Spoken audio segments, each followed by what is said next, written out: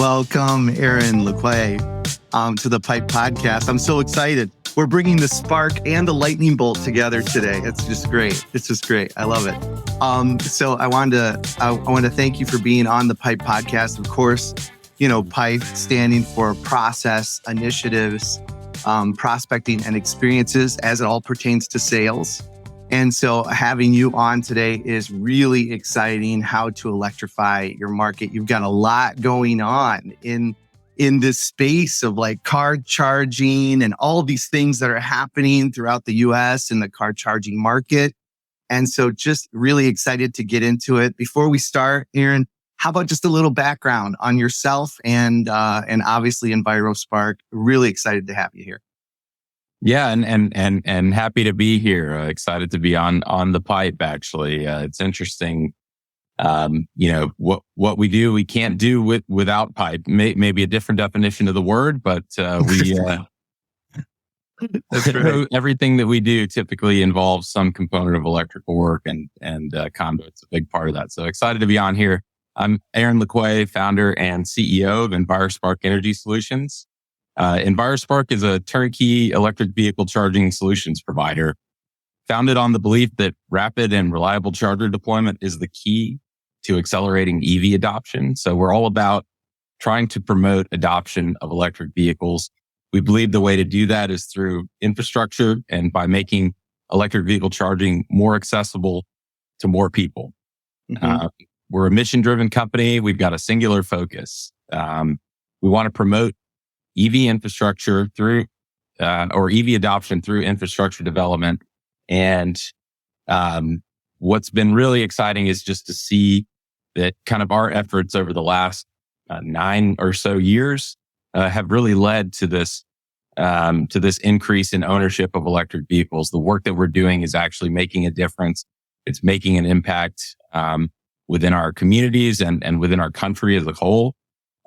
We have built national networks of charging infrastructure for, companies that I'm sure you've heard of, Tesla, Volkswagen, worked with Nissan. We work with major utilities, and it's all finally kind of starting to come together. This dream, that started back when, less than 1% of people were buying electric cars, and wanting to play some role in maybe increasing that number. It is now finally starting to come to fruition, and there's just been an explosion of growth in the auto industry in terms of electrification. Mm-hmm. And so as we kind of approach this next age of the auto industry and kind of where it's headed, one of the challenges is not going to actually be access to electric cars, and that's primarily due to the fact that all the major manufacturers are now focusing on that. But the bigger challenge will probably be access to infrastructure. Mm-hmm. And so, we're well positioned to kind of help continue to serve in this capacity of enabling electric vehicle ownership, because one of the main reasons that people were or are hesitant to get an electric car is just feeling like they're going to get stuck somewhere. And so that's the problem that we're out to solve. And that's part of it. I mean, just by itself saying, hey, we want to improve EV adoption is one thing. But the reasons behind that go so much deeper, just in terms of the benefits that come along with this kind of large scale adoption of electric cars. Yeah. It's trying to fight against, that piece of that may or may not exist for some owners of electric vehicles. We hear about range anxiety, and that sometimes becomes a real thing. What are you specifically, Aaron? What are you doing to try to build out, this incredible network throughout the U.S. And let's talk a little bit about that, if you don't mind, without giving up, any of the company secrets. I don't want you to do that. But where are you focusing on specific areas? Are there certain subsidy programs? Like how are you kind of managing that whole thing? Well, so that's what's been kind of interesting about our journey, I guess, is that, and especially in the early days, it was really difficult to kind of convince property owners, which is kind of a big thing for us. I mean, people can install a charging station at their home if they get an electric car, but the concern for those people, especially back, or in the earlier days when the ranges were a lot lower, you didn't have a whole lot of miles, to a full charge. So if certain electric cars, my first one only had, 80 miles worth of range. Yeah. And so that's, that can be concerning if you've got a day where you've got to drive around a lot. And so, trying to convince, property owners of the value or the benefit of having an electric vehicle charging station at their property, is a challenge. And so especially in the early days, what we had to do was kind of align with, other parties that had a vested interest in electrification. And that was utilities, that was, OEMs like Tesla and Nissan that were producing electric cars. Mm-hmm. And so it was easier to get somebody on board with doing something like this with us, or easier to get a sale, for our business development team if there was some sort of subsidy program attached to the work that we might be doing.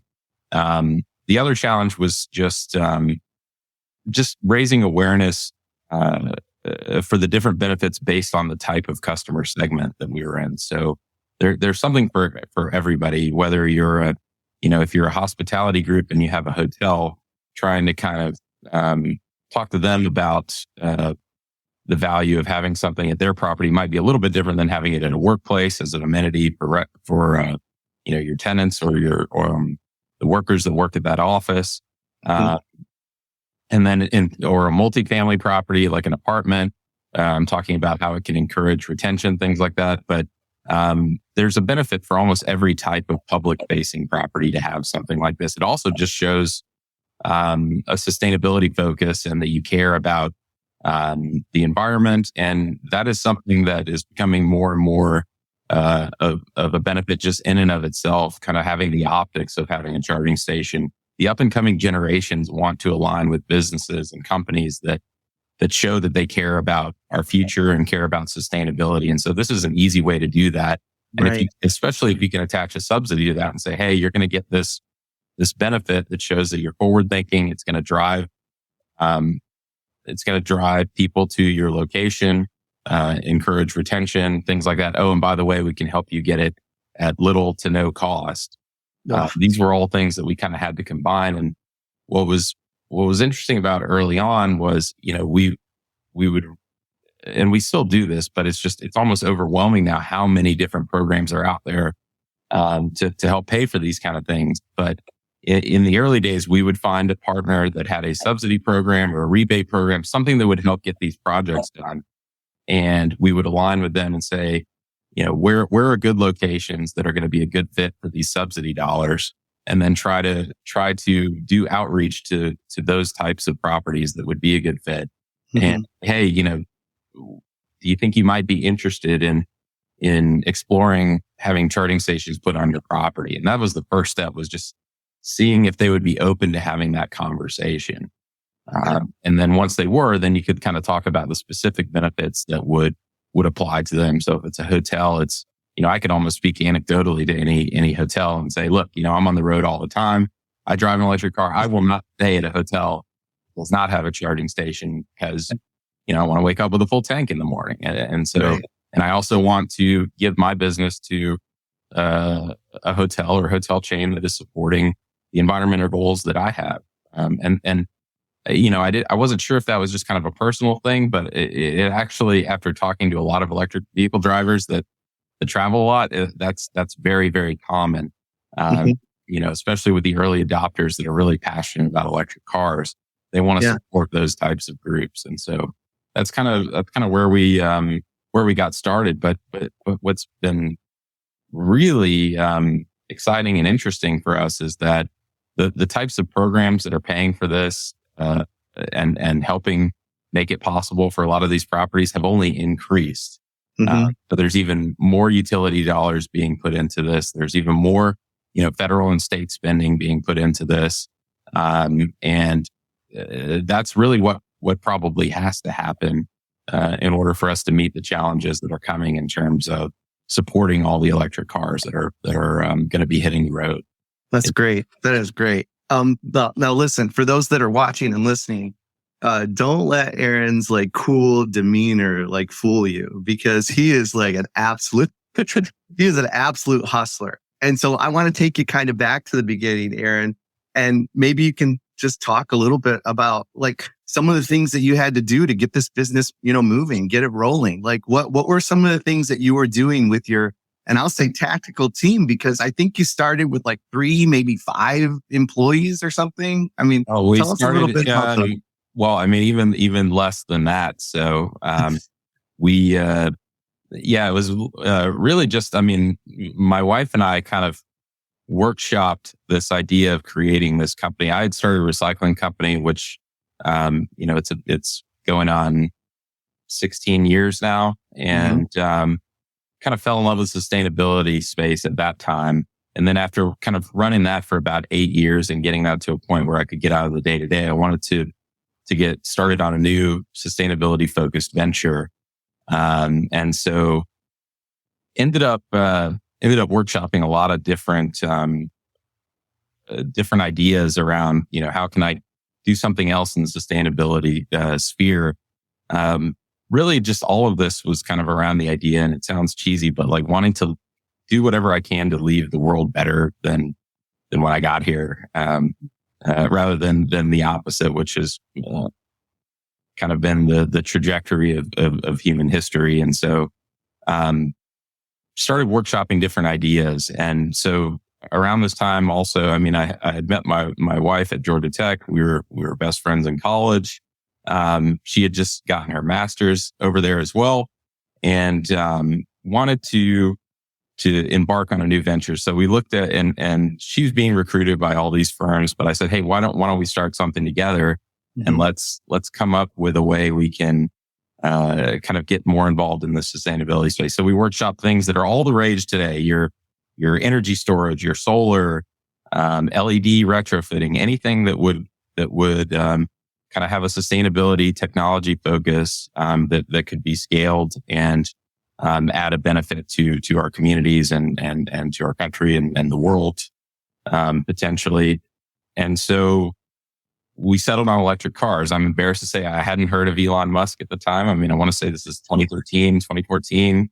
And he was a bit of a blip on the radar for a lot of people. It was amazing how quickly that's all changed in terms of nobody knowing who this guy is, or very few people being aware of who he is, to, he's the richest man in the universe, to everybody, he's buying Twitter and all this other stuff. So it's been wild to see all that.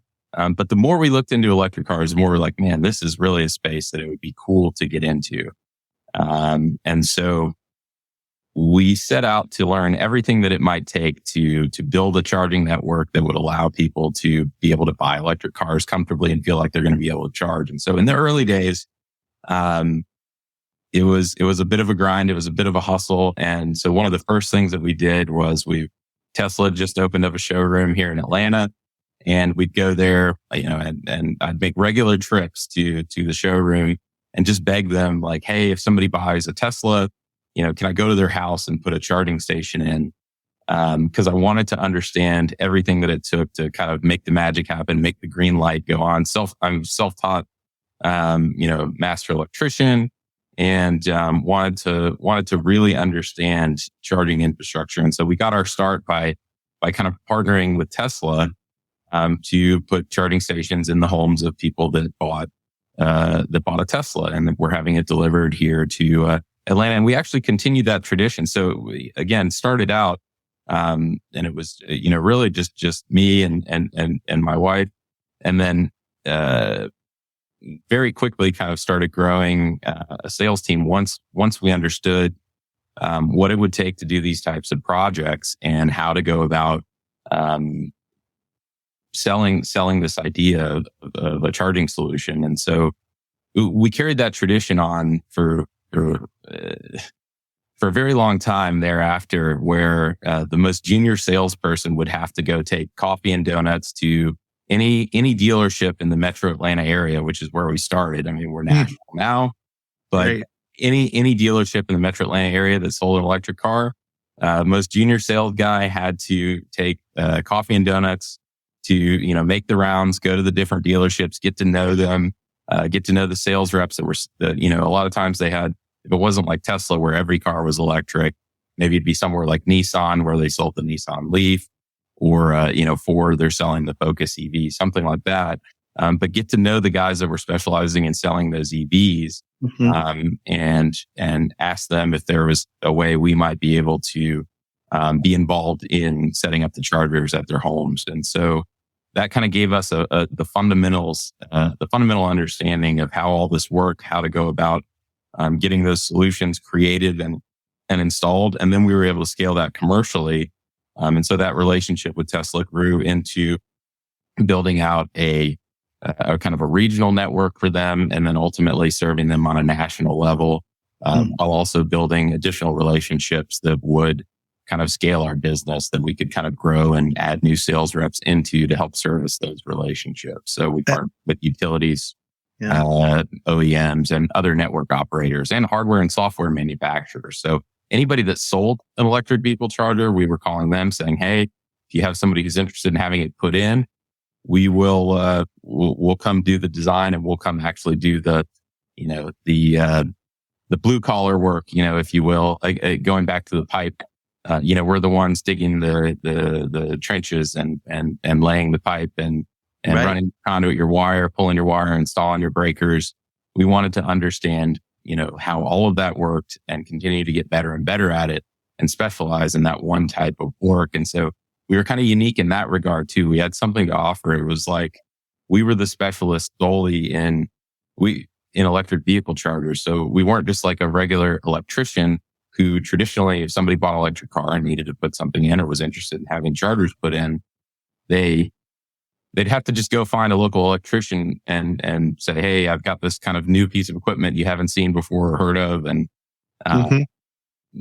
can you put it in for me? And they'd have to kind of figure it out, but it wasn't really a specialization.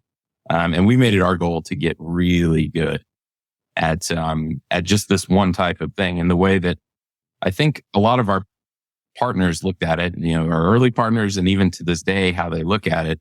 If you have a choice, if you're a Tesla or you're a big utility that has a vested interest in electrification, do you want to partner with someone who, everything that they do is related to electrification and EV infrastructure? Or do you want to give your business and a lot of what we would earn would go back into doing things to raise awareness for electrification and, building our teams to then go get more chargers put in, those kind of things. Do you want to give your business to somebody? Do you want to give it to a partner that believes and shares this, believes in the same things you do, shares the same values as you do? Right. Just want to give it to a regular, electrical contractor or general contractor that maybe does a million things. And this is kind of just like, I guess I'll put some chargers in for you. Yeah. And so that's really kind of how we built our reputation within the industry, as being like the experts. I guess you could look at it as like equivalent of, if you're plumbing, if you need a lot of plumbing work done at your house, do you call a plumber that specializes just in plumbing, or do you call a handyman who may have some experience, but it's not their forte? Right. I'm telling you, it's so, it aligns. It's very interesting because if someone wants to engage with sales arbiter services, for example, we focus specifically on that silo of sales. Like, we don't pretend to be this, this big like business consultancy, right? We know what we do very well in that silo of sales. But what's unique about your business is you have a full turnkey solution. Like, you not only, can buy and install the hardware and the chargers, but really you're managing the whole opportunity from end to end, which is definitely unique in this industry, correct? Yeah, well, that was part of the reason that we set up the business the way that we did. Was we identified, in our background research, we kind of identified the idea, the fact that there were all these different components that had to come together in order for a charging solution to get implemented. So, we talked to these hardware manufacturers that made the actual physical chargers, and that's all they did. And so if a customer was to go buy those chargers from that hardware manufacturer, they would say, well, okay, I've got the, charger. What do I do now? And they're like, oh, we'll find an electrician to put it in. And so, so then the customer has to go and find an electrician. Sometimes, it's also like, well, okay, we've got power to it. We have the hardware, uh, is there anything else that needs to be done? They're like, well, yeah, you have to load up, they need software as well. And so, there's a software solution that has to happen. And then sometimes, if somebody buys the hardware, it's like, well, we need to find an engineering firm to design it, and then we'll have an electrician put it in, and then we'll have our hardware and our software. Oh, and by the way, somebody needs to maintain it. If there ever is any issues, somebody's got to come out and repair it or fix it or replace it. And there were different companies that did all these different things, but nobody was doing it all, and that was a barrier to people buying electric vehicle chargers, just because it seemed daunting having to navigate. Okay, I have to figure out what hardware and software I'm going to use. I have to figure out who's going to design it. I have to figure out who's going to put it in. I have to figure out who's going to maintain it. That's a lot of different components there. And what we wanted to do was be able to go to somebody and say, we actually can supply the hardware, we supply the software, and we create a turnkey design that basically marries all of those things in a way that's really efficient, cost effective, and also just is the right solution for that particular customer. Because if you talk to a manufacturer that only makes one type of hardware or their product, they're going to tell you, because that's all they can tell you, is that like, well, ours is the best. Here's why you need to get ours or use ours. But that may actually not always be the case. I mean, different types of clients have different needs. And so part of what we made it our goal to do was to really understand, the needs of a specific client or a specific location and say, what are we trying to do with a charging solution for this client or at this spot, and what hardware and software is going to best serve that particular client. Because, there's certain manufacturers, like they have all these bells and whistles, it's the best hardware out there, but it costs an arm and a leg. Sure. You don't need all of those features for some applications. Maybe you literally just need somewhere where someone can plug in and start charging. And so there are other types of, hardware that are out there that might fit that need, that will also fit the budget, or not. Because we don't want to sell anything to somebody that they don't need.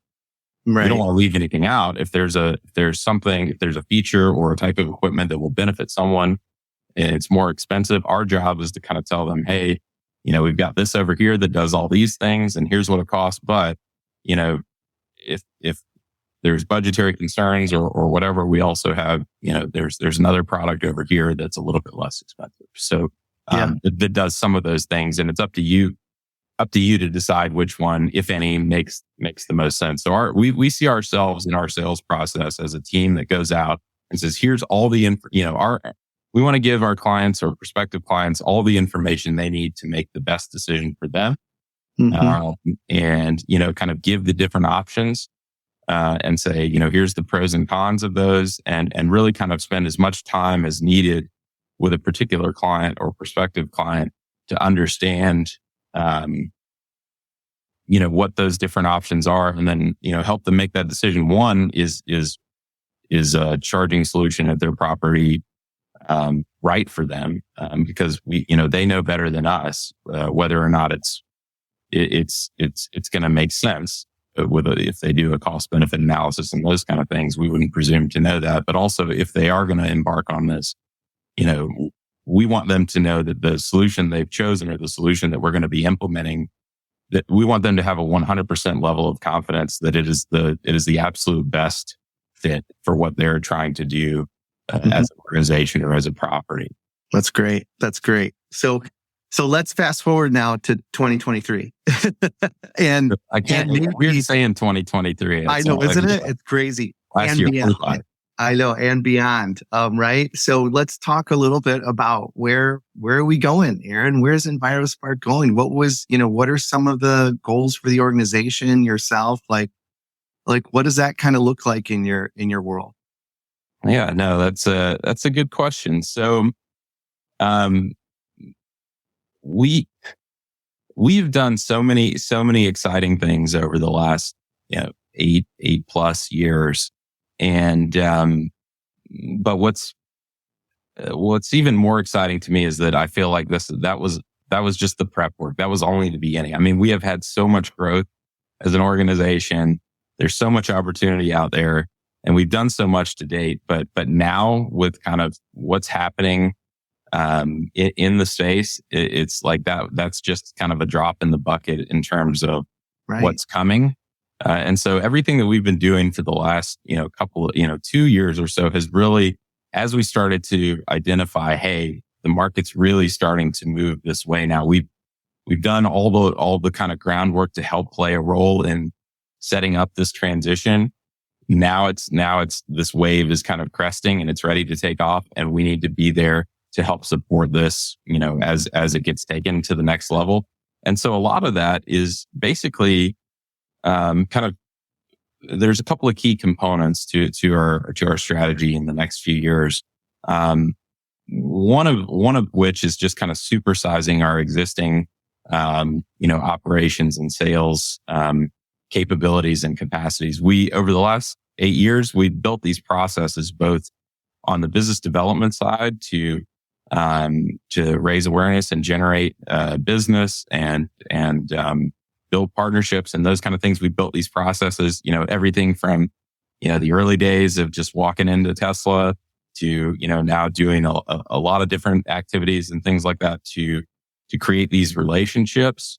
And then also just our sales process, how we go about, creating these solutions for our clients and kind of walking through things with them. We built these sales processes. Now it's a function of kind of scaling those up. And supersizing them really. And so we have the sales process, and the same thing on the operations side.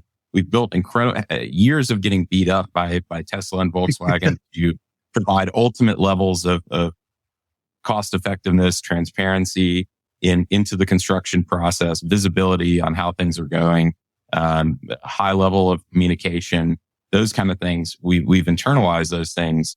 And now as we are, we're getting these major contracts bigger than anything we've done to date.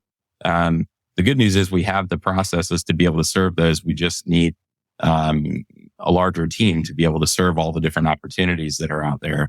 And so we're scaling both our sales and operations teams. But the good news is we have the foundation and we have the processes in place to be able to support that. So it's really more of a function of using a lot of the systems and processes and leveraging the experience that we've built over the years. And then adding kind of a scalability component to that, which is, a lot more headcount, and then layering in, additional layers of management and things like that to help support, these growing teams. The other component of what we're doing, in the next few years is also, we've identified over the years kind of areas where maybe existing technology is somewhat lacking. And in terms of whether, user experience, technology, software, hardware, there are areas where we think there could be room for improvement. And so we've embarked on a pretty aggressive path to add additional features and functionalities to the user or the driver experience, the site host experience. If you own the property, what is it like, managing your stations? We're creating, and this is all based on feedback of what, the customers that we currently serve we had served for years with other kind of hardware and software products. Getting feedback from them on what they wish those products did that they aren't currently doing, and then kind of rolling out some of those features based on our experience of talking to the drivers and talking to the property owners and utility partners and things like that. Because the truth of the matter is, right now, any charging network that you use to refuel your car, the experience is it's relatively the same, and for lack of a better word, it's kind of lame. You give somebody a few bucks, you get a few electrons in your car, and that's it. Right.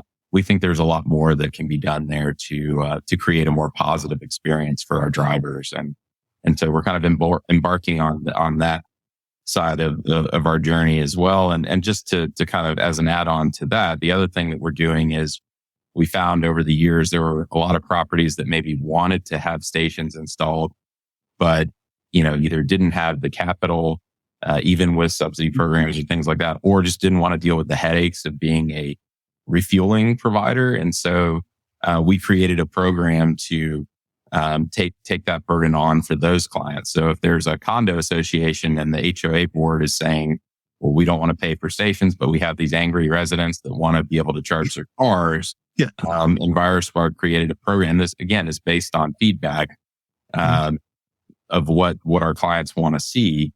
EnviroSpark will take on that burden. So we'll say, hey, we'll pay for it. We'll manage the stations. We'll operate them on your behalf. Your residents will be happy. You guys don't have to pay for it. And it furthers our mission of making charging more accessible to more people, which frankly, like having them at an apartment, having stations at an apartment or a condo is probably one of the best places, not the best place to have charging stations if you're wanting to promote EV adoption, because there's no more convenient place to charge an electric car than where you live. You live at a house, great. You can wake up with a full tank every morning, great. But if you live in an apartment or condo and they don't have a charging station, you probably don't want to go to the mall once a week and sit there for 45 minutes and wait to recharge your car at the mall. So, that simple kind of convenience factor of, oh, wow, now we have a charging station at our property. I can go get an electric car. Yeah. And be confident that, hey, if I come home, from a long day at work, I can just, plug in and I can wake up with a full tank the next day. That's right. We see it time and time again, just by virtue of the stations being there. It gets people thinking about, hey, maybe I can, now I can get an electric car. That's awesome. That's awesome. So Aaron, we've talked about, and about all these incredible things that are going to be happening and continue to happen, for EnviroSpark, and a little bit about the goals as well. Where do you like really see is this company, eventually going to be international? I mean, is that where you're going? Do you want to just keep, working on the infrastructure nationally? I mean, how big are we going to go here? Oh, it's a good question. I will say that we actually are international already. We, starting in probably 2017, we had helped Tesla kind of expand a lot of their network into Canada. Yeah. So we were building sites for them, in a couple of different Canadian provinces, and our friends up north. Sure. Yeah, and even building, supercharging sites up in the, I don't know, probably, I don't know if it's actually the tundra, but it seemed like it. I mean, it was so cold, I couldn't call our project managers, because if they tried to take their phone out of their pocket, it would die. It was so cold. Oh my goodness. So we've done a little bit of that, and that's always been our mission, is to expand this infrastructure wherever it's needed. Yeah. In order to encourage more growth. Yeah. And so, I mean, we're already national in terms of the, everything from coast to coast, other than, maybe Alaska and Hawaii haven't done anything there. But, I hold general and electrical contracting licenses from, here in Georgia or Florida, all the way up to, all the way over to California, Washington, and everywhere in between. And so, we're already kind of set up in position to capture this national opportunity that's coming. And so, yeah, you have some states where it's, there's a lot more infrastructure already, like California. It's less of a focus for us, than maybe some other emerging markets. Just because, everybody's already focused on there. There's plenty of people that are doing infrastructure development in California. Where we want to develop it is places that it doesn't currently exist, and there aren't people focusing on it, and it's going to create a benefit for those individuals. We don't need to just be another player somewhere where there's already. Now, again, we do plenty of work there as well, but it's just not our primary growth focus. So what we try to do when we identify new markets is we look at a couple different things, just in terms of is there a shift that looks like it's starting to emerge in terms of adoption, and also are there partners that are also kind of targeting new regions in that area that we can partner up with and leverage their incentive or rebate or whatever programs might be available. And that's the really, really neat thing about, kind of the NEVI program, as part of, Biden's new infrastructure plan, which, kind of basically, has given dollars to every state in the country to be able to deploy electric vehicle charging stations. It's going to be utilized for routes along the highways, but that is an integral part of overall ecosystem, is having charging stations along the highways, because going back to what we were talking about earlier,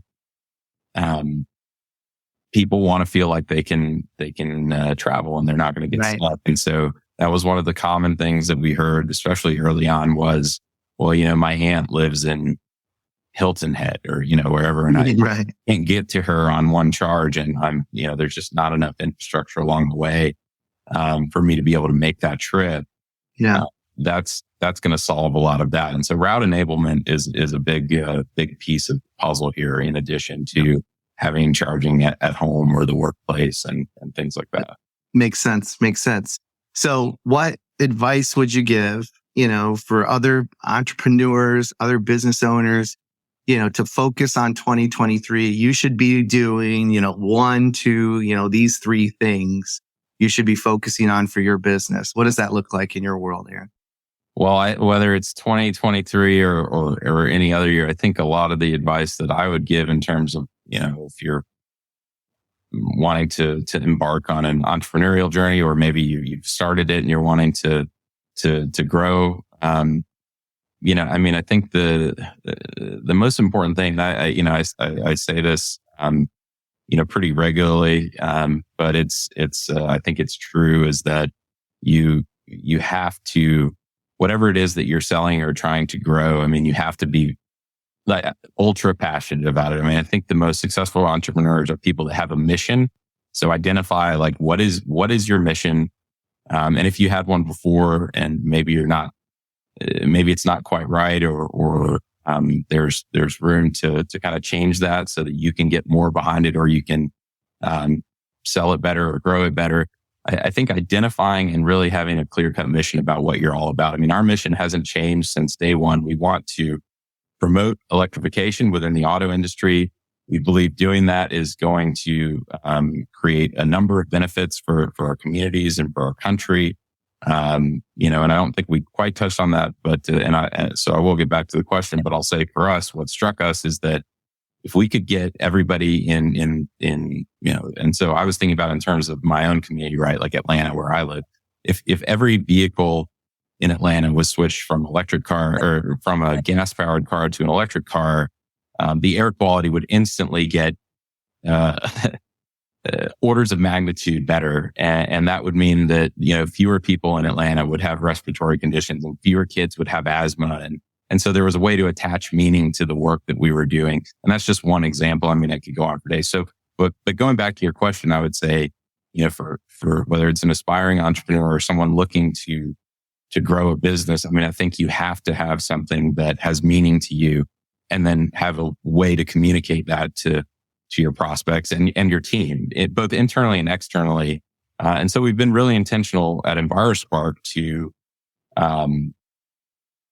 make sure that we find people who align with our vision and are excited about it. We don't want working here to just kind of be a job or a paycheck or something that we aren't passionate about. We want to find people that believe in what we're trying to do, that believe that what we're doing is meaningful, and they can go out and say, this is important to me, and here's why, maybe it should be important to you. And I think that excitement is contagious, and that's why we've been so successful in working with our clients and our customers, is because that kind of shines through, that passion for what we're doing, and that the work that we're doing is actually making a difference. And so if you can instill that in your employees, if you can instill that in your prospects, a lot of things kind of come together at that point. Thank you. That's awesome. That's great. I just realized my I'm not plugged in here. I'm low on battery. I need to plug it. Give me a minute, man. Sorry. That's okay. Hey, this is perfect. This is perfect. He has to plug in, right? And that's exactly what we've been talking about. Aaron, while you're doing that, it's interesting because when we talk about the whole piece of people want to make sales and want to make growing their company so difficult. And a lot of times it doesn't have to be that hard. When at least I talk with sales with some of, with some of the, individual CEOs, CFOs, and companies that I serve through, Sales Arbiter, they're like, we can't figure out, the sales piece of it. Like, what should that look like? Or what does that look like? And what's interesting about that is we make sales so complicated at times.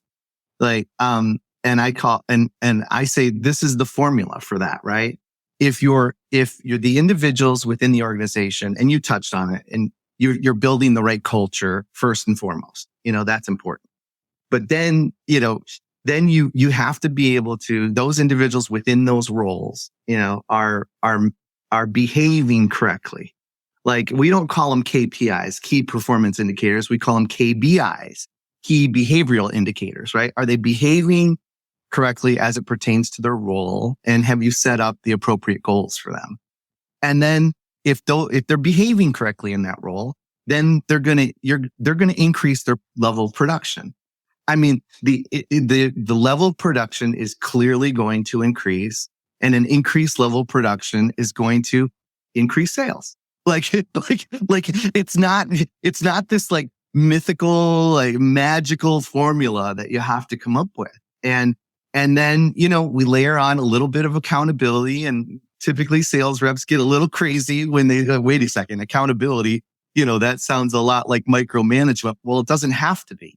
It's just that we're keeping those individuals accountable for what's happening, on the behavior side. And so, when you talked about how you're growing an organization, that resonates, very loudly with me. And thank you for sharing that. So, hey, I'd like to jump into, with your permission, the Sales Arbiter 7. And this is, kind of a tribute, to James Lipton. And I don't know, I'm a bit older than you, Aaron. So, but James Lipton, is inside the actor studio. This is kind of a tribute to him. So I'm just going to ask you a series of questions. And this is really the only reason why people tune in to the show, Aaron, is because they want to know how you're going to answer these questions. Oh, so really, no pressure. Okay. Sure.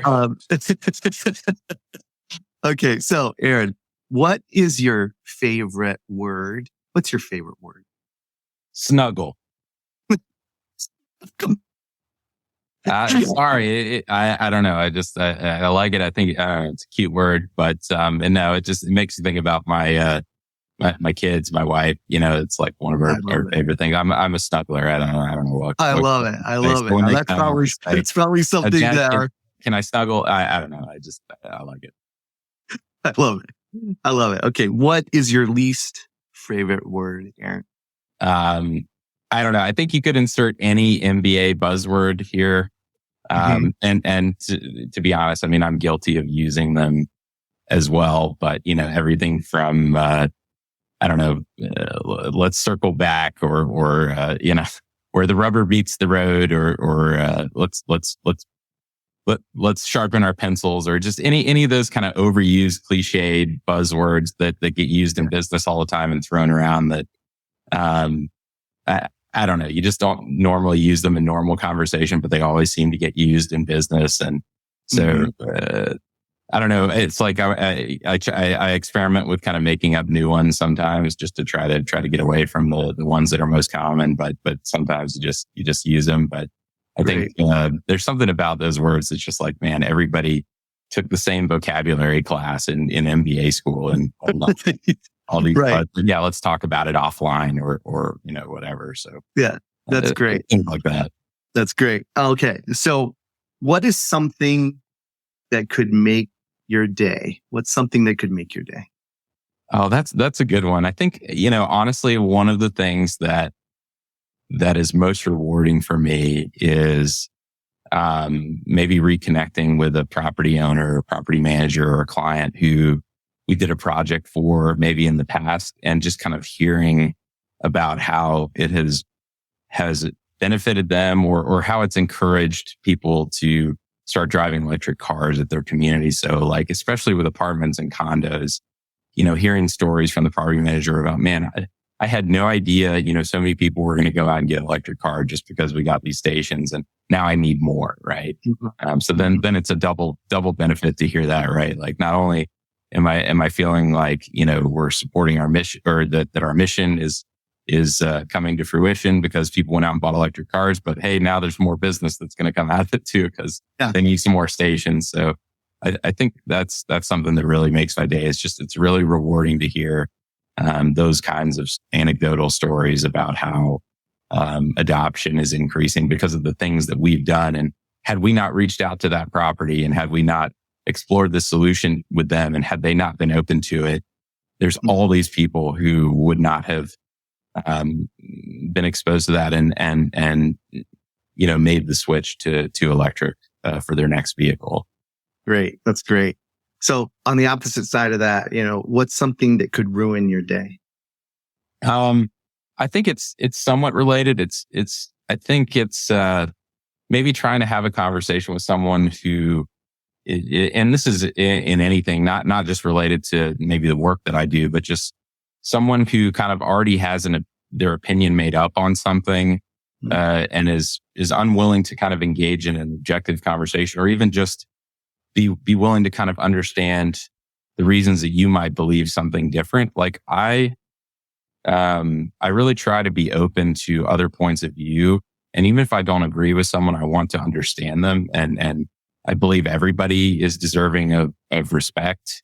In spite, just because somebody believes something different than you doesn't mean that you should hate them, or that they're less of a person than you or something. And I think there's a lot of divisiveness right now just based on, a couple of fundamental beliefs that people have, and their minds are made up. And you're never going to get anywhere if you're not willing to at least engage in a respectful conversation with someone that believes differently than you. And I think there's a lot of echo chambers out there, and this idea of the other, and they're trash because they have a different viewpoint on something, and you see it politically, you see it in religion. I mean, there's a lot of different areas where just because someone believes something different than you means that they're not worth talking to. And right. you just write them off. And I think the only way we can progress as a species is to have more constructive engagement. And so when you try to say, hey, well, why do you believe that? Or, would you be interested in kind of hearing my rationale for why I believe something? And, they're not even willing to kind of hear you out because their mind is already made up. I think that's difficult for me. Yeah, I got it. So what is a noise or a sound that you love? This kind of goes back. I'm giving a glimpse into my personal life. I mean, like I said, I'm like a family guy, and I think my favorite sound is it's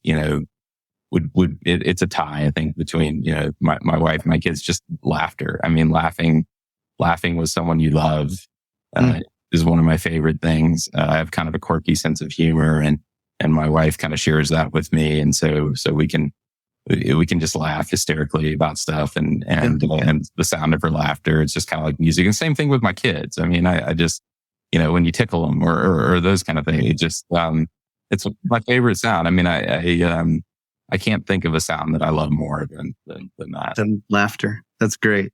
So what's a sound or noise that you hate? So this is an interesting one. It would be the sound of of a straw going up or down a to-go lid. Or like windshield wipers that aren't quite sliding the way that they need to on a windshield. Oh. That's a sound that just, for whatever reason, it just kind of, I need to get away. Yeah. That's great. So last one, Aaron, what profession other than your own would you have liked to attempt? That's an interesting one for me because I'm kind of a whimsical guy. If there's something I want to try, I just go do it.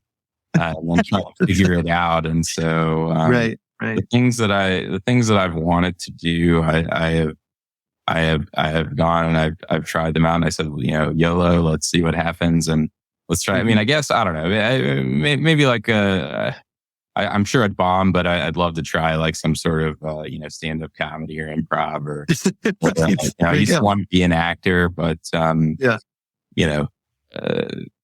maybe there's still time, but there's always time. There's always time. For the most part, it's like the things that I really have wanted to do, and I think that's important. I think I never wanted to look back and say, man, I really wish I had tried that or done that. Like I'd rather just do it, even if you don't have it all figured out. That's the other tip I'd give to anybody, just from an entrepreneurial standpoint. I've seen people with amazing ideas, like fantastic business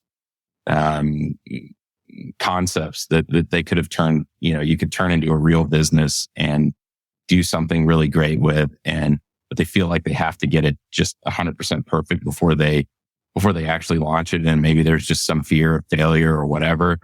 And I was always just kind of more of a like shoot from the hip guy. And so sometimes you get it right, sometimes you don't. But if you don't, you learn from that, and then you get closer to getting. You're never going to be perfect. And so that's the advice, is that you will never have everything figured out. If you have a good idea, go incorporate and start talking to people about it and try to figure out a way to and if you can monetize it, and you can turn it into a business, try it out, see what happens, throw stuff against the wall, see what sticks, and go from there. Great. That's great. Aaron, thank you so much for being on today. It means the world to me. I know that our audience, who is watching and listening, I'm sure they got a lot of great nuggets out of our time together today. I always close with this, and I just say, keep selling and have fun doing it. Again, thank you, Aaron, for being here, and great to have you on. No, thanks for having me, Chris. It's always good to see you. Always a pleasure.